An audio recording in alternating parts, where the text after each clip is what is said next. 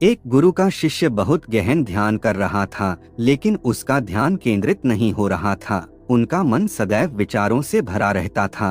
उसने अपने दिमाग को खाली करने की बहुत कोशिश की, लेकिन उसकी सारी कोशिशें नाकाम रहीं। अंत में जब वह सब कुछ कर चुका, तब वह अपने गुरु के पास गया और बोला, गुरुदेव, मेरा मन हमेशा विचारों से भरा रहता है। मैं एक जगह ध्यान केंद्रित नहीं कर पाता। जब देखता हूँ तो दूसरी चीज पर चला जाता हूँ, फिर तीसरी और चौथी चीज करता हूँ। मेरे दिमाग में हजारों विचार चलते रहते हैं और मुझे पता भी नहीं चलता कि ऐसा कब होता है। बहुत समय बाद मुझे एहसास होता है कि मैं क्या करने बैठा था और क्या सोच रहा था। हे गुरुदेव, मैं अपने दिमाग को विचारों से खाली करना चाहता हूँ। मैं चाहता हूँ कि मेरे मन में एक भी विचार न रहे। जब चाहूं तभी विचार उठना चाहिए। गुरु ने कहा कि किसी भी समस्या का समाधान तभी होता है जब हम समस्या की जड़ तक पहुंचते हैं, समस्या को ठीक से समझते हैं और जानते हैं। क्या आपने उस मन को भी जाना है जिसे आप खाली करना चाहते हैं? शिष्य ने कहा, गुरुदेव, मैंने मन को जानने की बहुत कोशिश की है, लेकिन जितना इसके बारे में जानता हूँ, यह उतना ही रहस्यमय होता जाता है। गुरु ने कहा, जाओ और छोटे छोटे पत्थरों से भरा एक घड़ा ले आओ। तब शिष्य छोटे छोटे पत्थरों से भरा एक घड़ा ले आया और गुरु के पास रख दिया। गुरु ने कहा, इस घड़े को अपना मन समझो और इस घड़े में पत्थर भरे हुए हैं। अब इस घड़े में और पत्थर डालो। शिष्य घड़े में पत्थर डालने लगा। घड़ा पहले से ही भरा हुआ था। 12वां पत्थर रखते ही बाकी सभी पत्थर नीचे गिरने लगे। तब गुरु ने कहा, रुको और ध्यान से देखो। अब घड़े में कोई पत्थर तो नहीं आ रहे हैं, बल्कि वह नीचे गिर रही है, क्योंकि यह भर गया है। इसमें जो भी आ सकता था वह आ गया। अब और पत्थर नहीं आएंगे। यदि आप दूसरा पत्थर लगाना चाहते हैं तो पहले पत्थरों को बाहर निकालना होगा। शिष्य ने तुरंत कहा, गुरुदेव, मैं समझ गया कि आप क्या कहना चाहते हैं, कि हमें अपने दिमाग को विचारों से खाली कर लेना चाहिए। गुरु मुस्कुराए और गुरु ने कहा, पहले पूरी बात समझो और फिर दिमाग को खाली करो। गुरु ने कहा कि हमारा मन इस घड़े के बिल्कुल विपरीत है। तुम घड़े को पत्थरों से तो भर सकते हो, लेकिन मन को विचारों से नहीं भर पाओगे। मन हमेशा खाली रहता है। शिष्य ने कहा, गुरुदेव, मुझे कुछ समझ नहीं आ रहा है। अगर दिमाग हमेशा खाली रहता है तो हम उसे खाली करने की कोशिश क्यों करते रहते हैं? इसकी क्या जरूरत है? गुरु ने कहा, इस घड़े से एक एक करके सारे पत्थर निकालो। शिष्य ने वैसा ही किया और घड़े से एक एक पत्थर निकालता रहा और अंत में घड़ा खाली हो गया। गुरु ने कहा, देखो, तुमने एक एक पत्थर निकाला, यह घड़ा खाली हो गया है। अब आप इस घड़े में कोई भी पत्थर डाल सकते हैं, दूसरा पत्थर डाल सकते हैं, या फिर वही पत्थर दोबारा डाल सकते हैं।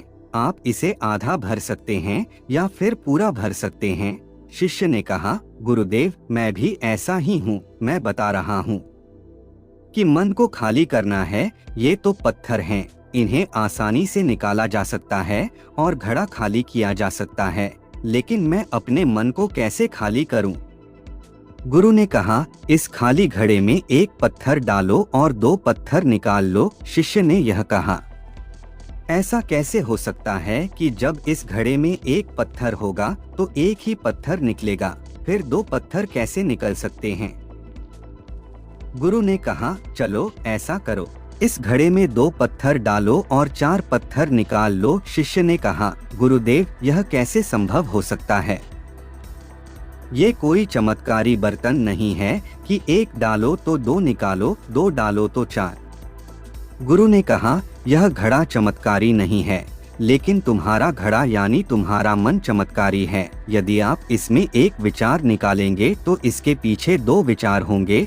जब आप उन 2 विचारों को पकड़ते हैं तो उनके पीछे 4 विचार उभर आते हैं और वह खाली नहीं रहता। यह मन का भ्रम है कि सब कुछ है, लेकिन कुछ भी नहीं है। शिष्य ने कहा, गुरुदेव, आप जो कह रहे हैं वह मैं समझ गया, लेकिन क्या मैं हमेशा अपने विचारों के जाल में फंसा रहूंगा? क्या मन के भ्रम से बाहर निकलने का कोई रास्ता है? बिल्कुल नहीं। और जब आप उन 4 विचारों को पकड़ते हैं तो उनके पीछे 16 विचार उभरते हैं और ऐसा करने से विचारों की एक लंबी श्रृंखला बन जाती है और आप कहीं नहीं रुकते, एक के बाद दूसरे विचार को पकड़ते चले जाते हैं। यह मिट्टी का घड़ा पत्थरों के घड़े के समान है, भरा रहेगा, लेकिन आपका मन कभी नहीं भरता, वह हमेशा खाली ही रहता है। हमारा दिमाग भी एक विचार के बाद हमारे लिए हजारों विकल्प खोल देता है और हम एक मुख्य विचार को छोड़कर उन हजारों विकल्पों में फंस जाते हैं। शिष्य ने कहा, मैं आपकी बात अच्छी तरह समझ गया हूँ, लेकिन अब मुझे क्या करना चाहिए? मेरा मार्गदर्शन करें। गुरु ने कहा, मन के जाल में मत उलझो, मन को खाली करने की कोशिश मत करो, अपना ध्यान इकट्ठा करो, एकाग्रता लाओ, जो भी कर रहे हो उसे अंतिम मानकर करो। ऐसे करो कि बाद में इसमें आपको कुछ भी करने की जरूरत नहीं है। और जब आप किसी दूसरे विचार पर काम करते हैं तो बस उसी पर काम करें, कोई दूसरा विचार नहीं। मन के भ्रम से बाहर निकलना इतना आसान नहीं है, लेकिन अभ्यास सब कुछ कर सकता है। शिष्य ने कहा, गुरुदेव, मैं भी ऐसा ही करूंगा। यह समझाने के लिए आपका बहुत बहुत धन्यवाद। हम सभी अपने दिमाग को खाली करने की कोशिश करते हैं, मन में उठते बैठते विचारों से परेशान रहते हैं। हम चाहते हैं कि ये विचार कहीं चले जाएं और हम शांत हो जाते हैं, लेकिन जितना हम इन विचारों से दूर भागते हैं, हम विचारों का उपयोग करते हैं कि वे हमें शांत करते हैं और वे आपके उन्हीं विचारों से जुड़े होते हैं जिन्हें आप छोड़ना चाहते हैं। इसलिए ये विचार इतनी शक्तिशाली हैं।